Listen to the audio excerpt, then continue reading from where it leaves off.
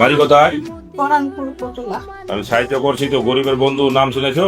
শুনেতে এসছি আপনার কাছে আমি। হ্যাঁ। শুনেছি, আমাকে সব বললো যে এটা ভিডিও দেখছি, তোমরা ওখানে চলে যাও। খুঁজতে খুঁজতে আমরা এখানে চলে এসছি। আচ্ছা আচ্ছা। আর এই দাদারে কে? আমার স্বামী।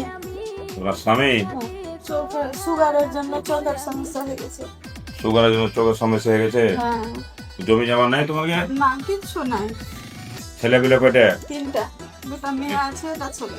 যখন মেয়ের বিয়ে শাদী দিবে তখন আমার বাড়ি দেখা করবে, ঠিক আছে? দেখবো, আসবো। দাদাটা কি কি কাজ করে? ওই মিস্ত্রি ছিল। রাজমিস্ত্রির কাজ করতাম। রাজমিস্ত্রি? হ্যাঁ। আর কাজ করতে পারো না কিছু? সমাজ থেকে পড়েই আছে, বিছানা আচ্ছা, পাচ্ছে না। আমি এদিক ওদিক থেকে উঠে নিয়ে আসছি, খাওয়া দাওয়া দিচ্ছি কোনো রকম করে। এখন কোনটা নিয়ে যাবে, কই যাবে? তো ওখান থেকে বলেছে ওই যে নেপাল যেতে হবে না তো দিল্লি যেতে হবে। নেপাল না দিল্লি? তো নেপাল যাবে? ওরা নেপালি সব কথা ভালো।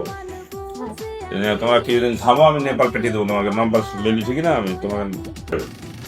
তুমি যেটা লে বাবু, 200 টাকা লাগে। ঠিক আছে, তোকে যা খরচা হবে নেপালে আসা যাওয়ার যা আছে সব আমি করে দেবো। আমার নেপালে একটা বন্ধু আছে, আকাশ বলে আছে, তো ওকে আমি কালকে ফোন করেছিলাম, তো বলছে যে